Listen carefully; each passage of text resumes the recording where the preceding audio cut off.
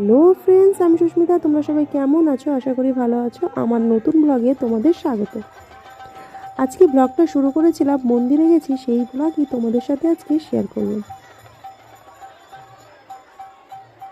আমাদের কাছে একটা মন্দিরে গেছিলাম এবং এখানে 7 দিনব্যাপী উৎসব হয়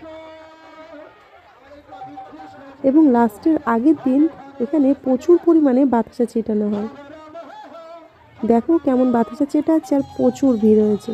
আমি কিন্তু সবার সাথে বসে বাতাসা অনেক পেয়েছিলাম।